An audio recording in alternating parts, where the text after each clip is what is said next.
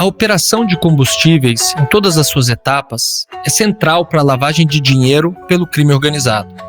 Isso faz parte da estratégia de organizações criminosas, como o PCC, por exemplo, que pode possuir, segundo estimativas, mais de 1.000 postos de gasolina no estado de São Paulo.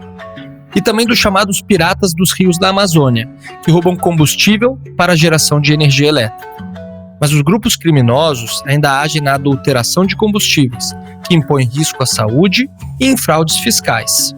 Sem que a legislação seja devidamente cumprida e com mais segurança, é impossível pensar em transição energética no setor. Para conversar sobre esses temas, o Jauli, podcast de energia do Jota, recebe Emerson Capaz, presidente do Instituto Combustível Legal, o ICL. Esse podcast é uma parceria com o INTE, o Instituto Brasileiro de Transição Energética. E eu sou o Felipe Seligman, cofundador do Jota. Emerson Capaz, muito bom ter você com a gente nesse episódio do Jauli.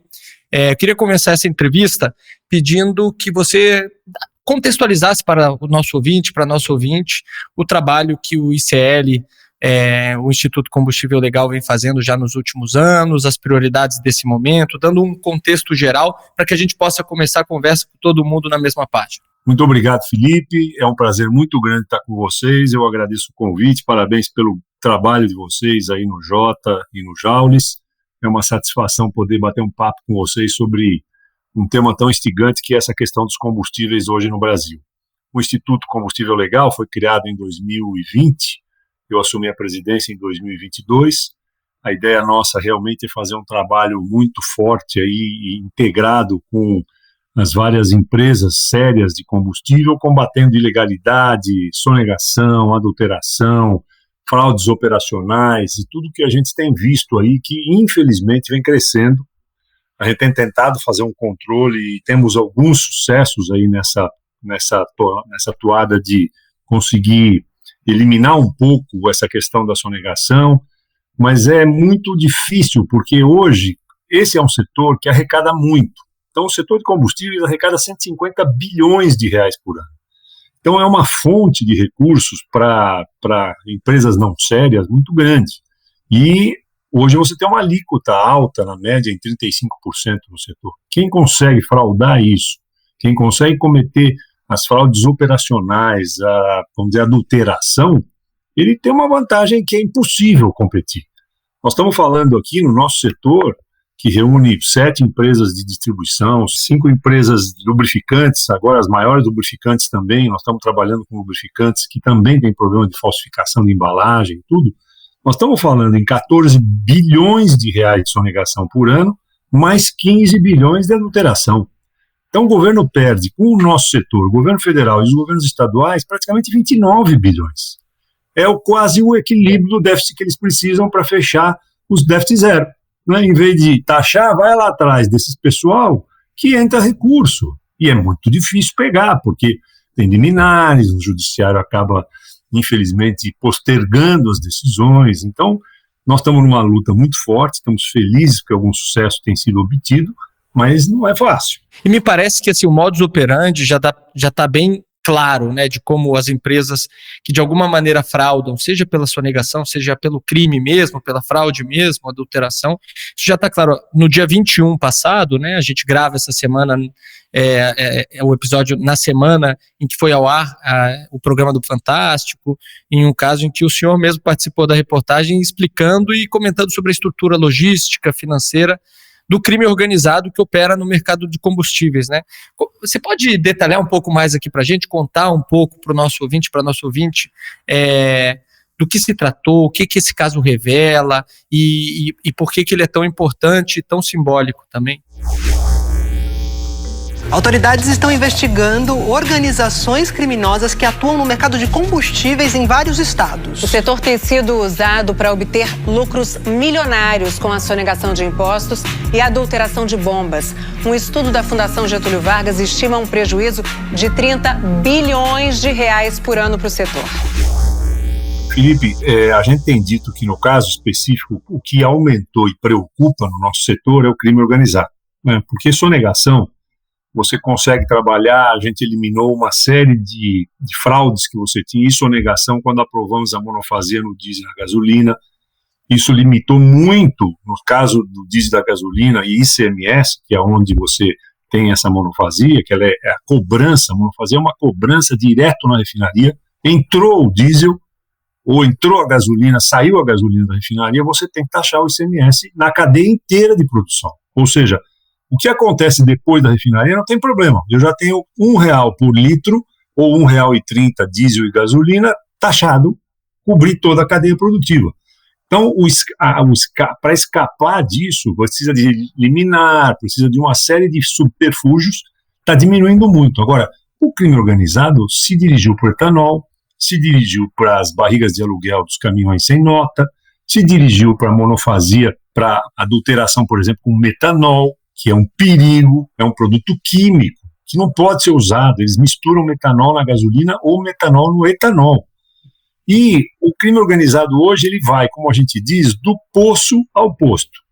Não é como às vezes a gente pensa, eles têm postos de gasolina, então vamos lá. Não, eles não têm só postos de gasolina. Infelizmente, com a musculatura que eles ganharam ao longo do tempo, eles conseguiram abrir isso, verticalizar no setor como um todo. Então, desde você ter formuladoras, você passa também, não só por formuladoras, mas por transporte. Então, eu fui chamado pelos TRRs, que são as empresas de transporte de combustível, que não estão conseguindo lidar com essa turma no transporte ilegal, no transporte sem nota, no transporte com um preço abaixo do mercado, né, que são os TRRs que fazem esse transporte do diesel, em especial da distribuidora para o combustível no posto. E tem bomba de gasolina, tem mecanismos de falsificação de bomba, tem mecanismos no sistema financeiro, e aí você vê a dimensão, ela é muito grande. Ela realmente hoje, o PCC, como uma organização criminosa, no caso específico aqui do Brasil, já é uma das 4 maiores do mundo, né? Eu não quero esse recorde para nós, eu realmente acho que isso não tem que estar na nossa mão. Nós temos que combater isso porque isso se transforma num Estado paralelo. Nós estamos prestando contas a um Estado paralelo que, em campanhas eleitorais, tem dinheiro abundante para financiar candidatos. Então você vai eleger, não sabe quem está elegendo, depois esses candidatos eleitos trabalham a favor deles dentro da Câmara, dentro da Assembleia, dentro da Câmara Federal, dentro do Senado. E aí por exemplo, projetos importantes que a gente tem, que é o devedor contumaz, está parado há 5 anos no Senado. Por quê? A pergunta fica no ar assim, por que está parado? Quem segura? Por que ele segura? Por que ele não põe para votar? Quando foi para votar, tirou. Não, quem tirou? Por que tirou? Né? E saiu um artigo excelente essa semana, da excelente jornalista Maria Cristina Fernandes, que explica passo a passo o que acontece lá, quando você fala em devedor contumaz. Tem realmente trabalhando dentro da Casa Legislativa para segurar um projeto importante como esse. E o senador Ciro Nogueira colocou 2 emendas para alterar o projeto de lei e, na prática, o que essas emendas faziam era tirar o setor de combustível do devedor contumaz. E o setor se movimentou muito em relação a isso, tentou derrubar as emendas do senador, tentou colocar um projeto para votar e não conseguiu.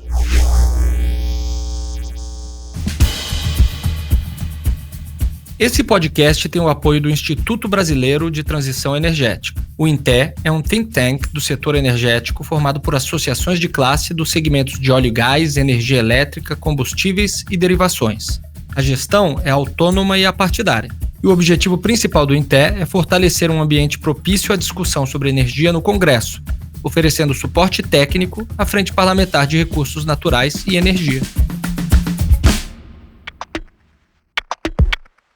Eu quero aprofundar alguns dos temas que você citou e um pouco da questão do metanol para a gente entrar nos detalhes, mas eu queria antes falar do devedor contumaz, porque me parece que até o artigo que você cita, a gente leu também, e fala muito de quem está, né, em lados opostos, que exatamente são os devedores contumazes, as empresas que não tem muita cara, que não tem muito rosto, né, exatamente por isso, porque são muitos CNPJs que vão mudando e no fundo você não consegue identificar porque tem uma dificuldade de entender quem está por trás.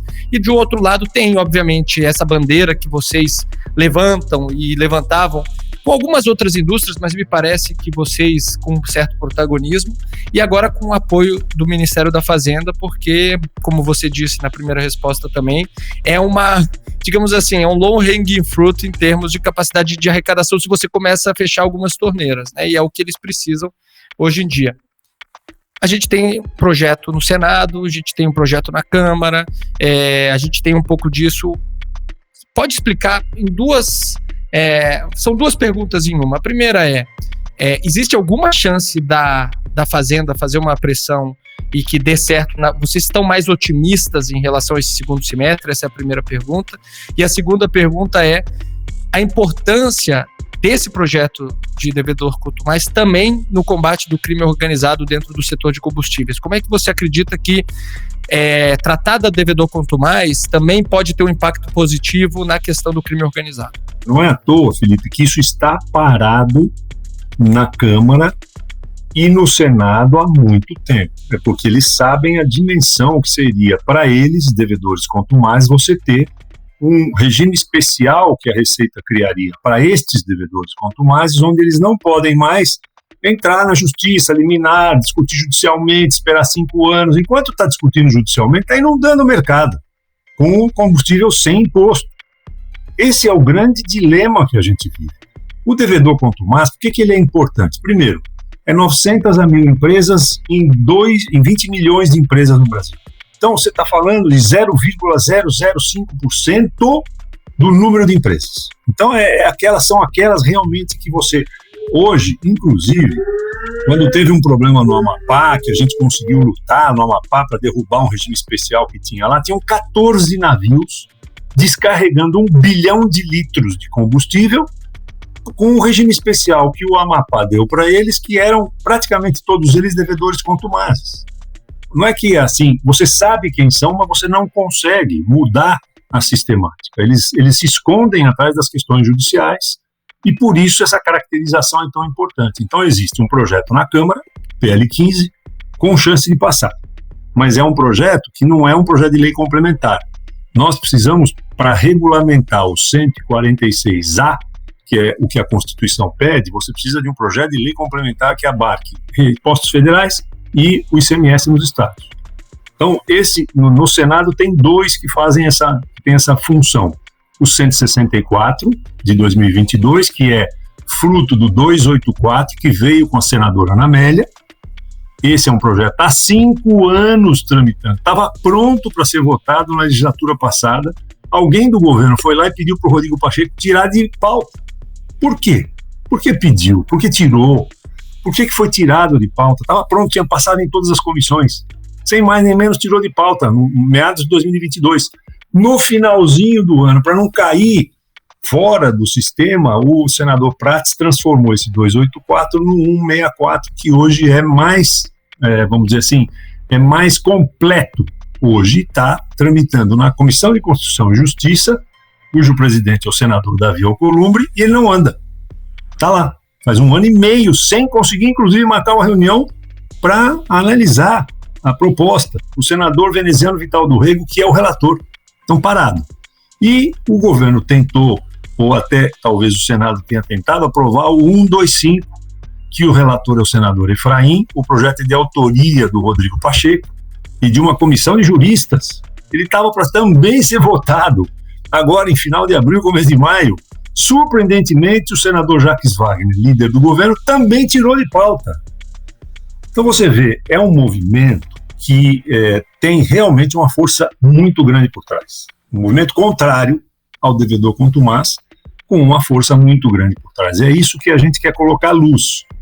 Nós achamos importante que a sociedade como um todo entenda por que isso é importante e por que não anda. Mas se não anda, é a história que a gente ouve muito em Brasília, tartaruga em árvore. Se a tartaruga está na árvore, não vai lá mexer com ela, porque ela não sobe em árvore, alguém colocou ela lá. E você acredita que, sobre essa questão da fazenda considerar isso prioritário, talvez finalmente temos ali alguma pressão a favor, né? No caso do PL 15, sim, eu acho que ele passa na Câmara. O problema é saber, ele passando na Câmara, o que vai acontecer no Senado. Ele vai para o Senado, vai ter que passar pelo Senado, e segundo eu ouvi de alguns senadores importantes lá, se o governo apoiar firme, ele passa também no Senado. Mas ele só trata de impostos federais. Esse é o parênteses que a gente faz. Ele não resolve o problema, ele não trata dessa questão, Isso. Porque me parece que... Mas ele cria a lista de devedores contumazes, que de repente é um avanço para nós. E aí, como é que isso impacta a questão do crime organizado exatamente? Assim, esse PL 15, ele tem algum impacto positivo em relação aos criminosos? Primeiro que ele não é um projeto só sobre isso. O artigo 30 deste projeto é que trata dos devedores contumazes. Ele é um projeto importante para a Receita, porque ele lança outros programas de relacionamento da Receita com as empresas, com o contribuinte, cria o Confia, cria uma série de outros pontos importantes nesse PL 15. Mas, no artigo 30, ele está lá de novo, né? Ele está lá há algum tempo para essa negociação avançar entre as empresas e o governo. Ontem teve uma reunião, esta semana teve uma reunião com a Receita, depois foram 2 reuniões com a Receita Federal, onde teve um acordo praticamente das entidades que estão preocupadas em aprovar isso, porque o devedor contumaz não é só para combustível, ele é para combustível, é para cigarro, é para onde está o crime organizado em vários outros setores da economia. A gente sabe que é importante por isso até ele tem esse volume de, vamos dizer, de pressão para não apoiar, para não aprovar, porque ele vai pegar muitas empresas que lideram esse crime organizado, porque a partir do momento que aprovar, a Receita cria um regime em que a empresa não pode mais faturar sem recolher o imposto antes. Esse é o grande segredo, quer dizer, ele vai ter que, mesmo que ele esteja questionando, tudo, ele fica caracterizado por ter uma dívida sem garantia nenhuma, acima de 15 milhões, que ele não paga há muitos anos, ele entra na lista de devedores contumazes. Esse é o cara que a gente sabe, não é que ele atrasou porque está negociando judicialmente a dívida, não, ele atrasa porque é o modus operandi dele, é assim que ele sobrevive para competir com a gente, com as empresas sérias. E quando a gente fala então dessa questão do crime, a gente está falando, obviamente, de empresas que provavelmente são as mesmas, né? O devedor contumaz, ou que tem alguma ligação por trás, né? E eu queria falar especificamente sobre o metanol, que obviamente é proibido pela toxicidade. Você entrou no quão nocivo que ele é para a saúde, mas a gente já vê casos de comercialização de gasolina e etanol batizados com índices superiores a 50% de metanol, né? Parece uma coisa muitas vezes fora do controle. O metanol é um álcool importado dos Estados Unidos, bem mais barato do que o etanol, que é usado para abastecer os veículos no Brasil. Ele chega a custar metade do valor. No Brasil, as quadrilhas chegam a usar 80% do metanol barato dentro do etanol verdadeiro. Na gasolina, até 27% do produto é adulterado. Ou seja, ele é uma bomba para os veículos. Hoje, qual o grande problema, qual é o impacto que tem esse uso do combustível para o consumidor? Eu acho que seria interessante a gente ter clareza do dano que isso faz para o consumidor, com graus tão altos quanto esses que a gente vê, às vezes de 50% ou mais adulterado com o uso de metanol. Além do Estado, né, União e Estados que perdem a arrecadação, o grande lesado é o consumidor. No fundo, na ponta disso tudo está um consumidor que não consegue, quando vai colocar gasolina ou etanol no seu carro, ele não tem uma chance de falar, bom, é o que mais me perguntam, mas como é que eu sei? Eu paro no posto, como é que eu sei que ali tem problema? Não, eu falei, é difícil. Primeiro, assim, não dá para aceitar ofertas milagrosas. Quando você tem R$1 a menos em um determinado posto do que a média do que você vê nos postos, desconfie. Não tem R$1 de margem para ele poder negociar. Não tem. A margem dos distribuidores é de 3% a 5%. Tá? Se tiver uma diferença de 30 centavos no preço da gasolina ou do etanol, 30 centavos, 25, é a disputa de mercado. Tudo bem, eu posso sacrificar minha margem e vender mais do que um posto que eu sei que está na minha frente, ou bandeira branca, ou outros postos, a disputa entre as bandeiras Nenhum problema. Agora, 90 centavos, 80 centavos a menos, desconfie que não tem almoço grátis. Esse é o primeiro ponto de alerta importante para o consumidor. O segundo é assim, metanol custa R$1 a menos que o etanol, e não é produto para combustível. O etanol é para laminado plástico, ele não pode ser usado em combustível. Se o frentista vazar uma gotinha, ele passar nos olhos, ele fica cego. Isso cega. Aconteceram em Campinas, aqui em São Paulo, alguns casos, porque você sabe que infelizmente tem pessoas que pegam uma garrafinha de etanol e tomam no lugar da pinga, pelo preço ser mais em conta, e tomam como se fosse pinga. E morreram 14 pessoas em Campinas fazendo isso porque tinha metanol misturado no etanol.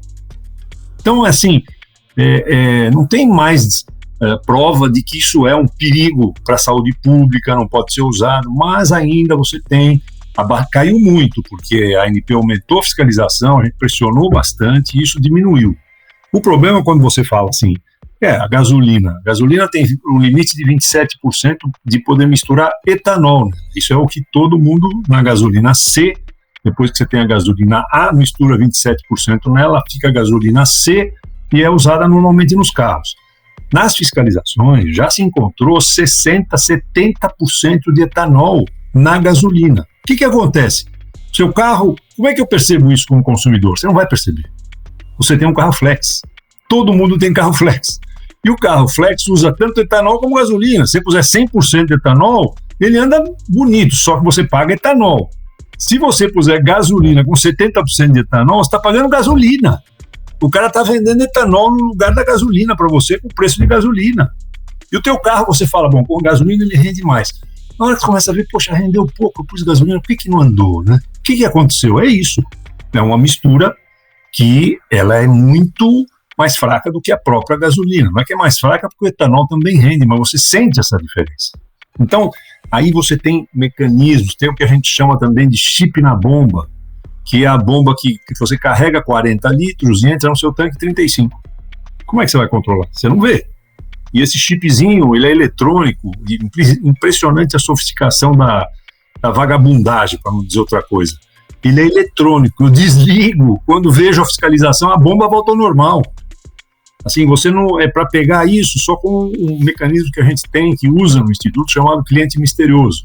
Que a gente vai com um furgãozinho, como se fosse gasolina, carregar gasolina, tem 5 tanques diferentes, a gente enche, faz a aferição depois com certificação de um certificador internacional e afere tudo, qualidade, quantidade, tudo, e manda para a ANP os laudos, né? E isso ajuda a ANP a ter um pouco mais de foco na fiscalização e já ter um cheiro, vamos dizer assim, e isso é feito com bandeira e sem bandeira.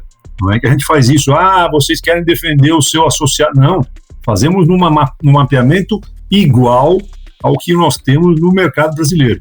52% são bandeiras conhecidas, 48% são bandeiras brancas. A gente faz esse mesmo equilíbrio e vai identificando. No ano passado fizemos 1.350 denúncias à ANP. Estima-se que apenas no ano passado foram adulterados com metanol aproximadamente 30 milhões de litros de gasolina e de etanol em todo o país. Esse volume de combustível corresponde ao abastecimento médio de 1,5 milhão de veículos no período. O número de infrações é recorde desde que a ANP começou a fazer esse tipo de fiscalização em 2017. Uma coisa que a gente quer tratar também é entender o impacto disso nessa discussão da transição energética, né? Parece uma coisa óbvia de dizer, mas é muito difícil falar em transição energética com um mercado irregular do tamanho que a gente está vivendo aqui. Como é que vocês pensam nessa discussão? Porque muitas vezes, quando se fala em descarbonização, quando se fala nas regras, nas novas, a própria lei do combustível, PL do combustível do futuro, acaba impactando muito a operação de empresas de combustíveis e tal. Mas, tendo ao lado um mercado irregular como o de hoje, fica difícil refletir sobre o impacto de um projeto de lei que tenta construir um processo de transição energética do lado de um mercado irregular que provavelmente não vai dar, né? Então eu queria ouvir um pouco da visão de vocês, da sua visão, sobre a relação da transição energética e do mercado irregular. Olha, Felipe, sem dúvida, o maior problema que nós temos hoje não é a transição energética, é o mercado irregular. Isso, assim, de longe é aonde a gente tem que atuar, porque ainda o petróleo, a energia movida no país, ela tem ainda, até 2030, ela vai crescer. De 2030 para frente, você pode ter vamos dizer, patamar em que ela comece a ser fortemente implementada com combustíveis alternativos. E no Brasil, queiramos ou não, gostemos ou não, o Brasil já é um país onde você tem sustentabilidade no combustível. O consumo de etanol hoje, que é um combustível limpo, né, esse é um combustível limpo mesmo, não é? Ele vem de um trabalho muito bem feito que é desenvolvido desde uma tecnologia lá de trás. O etanol já é 30% da matriz energética brasileira. Isso é uma coisa fantástica que a gente tem. Isso misturado na gasolina ajuda. Nós temos o biodiesel, nós temos também um mecanismo fortíssimo aí de RenovaBios, CBios, que são certificados comprados para quem vende cana-de-açúcar, moe, tem os certificados que as empresas são obrigadas a comprar e acabam, inclusive, contribuindo também ambientalmente. Então, hoje, a matriz brasileira, sem considerar aí a matriz elétrica, porque na elétrica, então, solar, eólica, hidráulica e biomassa é 90%. Nós estamos, assim, como um país que, se o mundo olhar para nós, vai demorar anos para chegar onde nós estamos. Décadas. Nós estamos lá na frente. No G20 saiu um levantamento agora que o Brasil, do G20, é o primeiro em termos de matriz energética, e matriz elétrica dá no chinelo os caras. Então, transição energética é para nós uma realidade.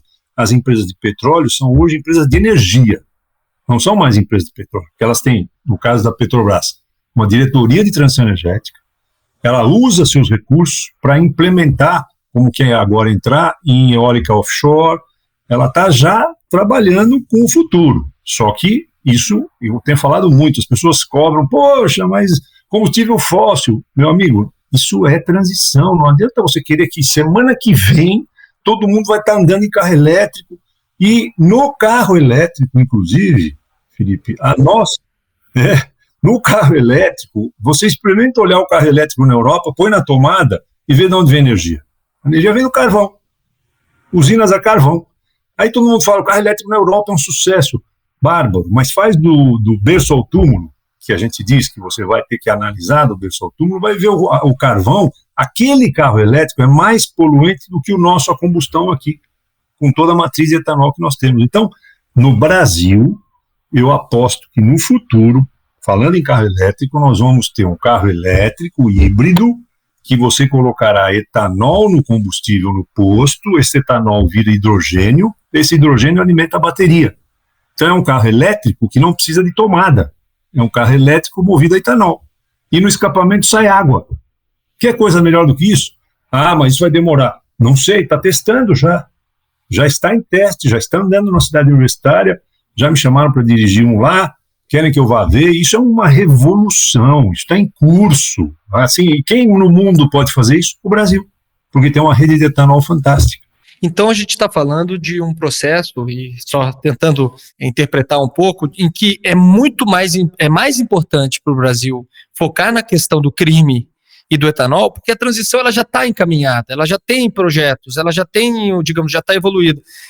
E pelo contrário, para finalizar, né, a gente vê que a discussão do enfrentamento do crime organizado e do defensor contumaz está travada. Me parece que é um pouco, apesar do esforço de vocês, de outras organizações, do próprio governo, tem grandes barreiras a serem enfrentadas. Para finalizar, assim, o que você acha que são os passos necessários para que a gente consiga destravar essa discussão? Felipe, eu preciso expurgar deste mercado o crime organizado. Eu preciso expurgar. Nós, não é eu, nós precisamos expurgar. Nós como entidade, nós como sociedade, nós sabemos o potencial de estrago que isso faz numa sociedade. A gente não pode aceitar e falar, não, no Brasil é assim mesmo. Não é, não precisa ser. E eu lá na frente, se eu não trabalhar para expurgar esse pessoal dos mercados como um todo, porque eu estou falando que eles estão entrando em construção civil, em material de construção, nas prefeituras, através do que aconteceu aqui em São Paulo, nas empresas de ônibus, eles estão se espraiando. E eles não têm nada a respeitar a não ser o lucro, porque ele não tem a lei. Eu tenho que respeitar a lei, nós temos que andar dentro da lei, eles não. Sabe o que vai acontecer na transição energética no futuro? Eles já começaram a comprar usina. Eles compraram 3 usinas em São Paulo de álcool e compraram mais 3 em outros estados, Mato Grosso, Goiás. A gente continua falando da atuação do crime organizado porque durante um evento na cidade de Nova York, o governador de São Paulo, Tarcísio de Freitas, afirmou que o PCC possui 1.100 postos de combustíveis no estado e está começando a adquirir usinas de etanol. Segundo ele, a facção não vai pagar o preço justo pela cana-de-açúcar, mas vai chantagear o produtor para pagar justamente um preço menor e, como consequência, vai praticar preços abaixo do mercado nos postos. Tarcísio alertou ainda que esse tipo de comércio é utilizado para lavagem de dinheiro, que pode gerar domínio territorial, que acaba dificultando o enfrentamento a essas facções. Você acha que eles não olham e falam, opa, tem aí uma transição energética, vou entrar também nesse mercado, vou também entrar lá e fazer uma malandragem também lá. Então, hoje, prioridade número 0 nossa é trabalhar. E é uma coisa assim, é integração. O segredo se chama integração, Felipe. Eu preciso que o governo esteja integrado, os órgãos de governo, Polícia Federal, Polícia Rodoviária, Ministério da Fazenda, Receita, todos integrados, SERPRO, que tem dados sobre isso, se integrarem, como a gente tem proposto no Ministério da Justiça, os estados começarem a tomar mais cuidado nas suas secretarias de Fazenda, que a gente tem atuado, inclusive, com eles muito fortemente, para impedir que nas entradas de navios aí o cara faça uma malandragem como fizeram no Amapá e em outros estados. A Justiça está atenta para não dar liminares, porque tem uma indústria de liminares. Eles dão liminares, às vezes por desconhecimento, às vezes não sei por quê, mas dão liminares para a entrada de milhões de litros. Você fala, por exemplo, da transição ao biodiesel, né, que é importante para nós. Esse 1 bilhão de litros que entraram lá no Amapá em 5 meses pelo Brasil, você acha que ele vai fazer biodiesel, daquele diesel que ele importou? Ele não está nem aí para o biodiesel. Ele vendeu biodiesel como se fosse biodiesel, o diesel puro. E ganhou mais alguns milhões nessa venda, com concorrência desleal. Então, foco principal nosso, devedor com Tomás, número 1, aprovar esse projeto. Número 2, o PL da monofasia no etanol, projeto de lei da monofasia no etanol que está em discussão e vamos conseguir, se Deus quiser, no segundo semestre aprovar esse projeto de lei. E terceiro, obrigar os agentes públicos a focarem duro nisso, duro. O governo federal precisa de arrecadação, o governo dos estados precisa. Vamos trabalhar que nós vamos ter milhões entrando sem precisar taxar mais ninguém, a não ser esses que devem. Emerson Capaz, muito obrigado pela sua participação. Fica aqui já o convite para a gente voltar a falar depois que, se tudo der certo, esses projetos andarem, essa pauta andar, essa integração, como o senhor mesmo diz, estiver já sendo colocado em prática. Muito obrigado, Felipe. Parabéns pelo seu trabalho aí, viu?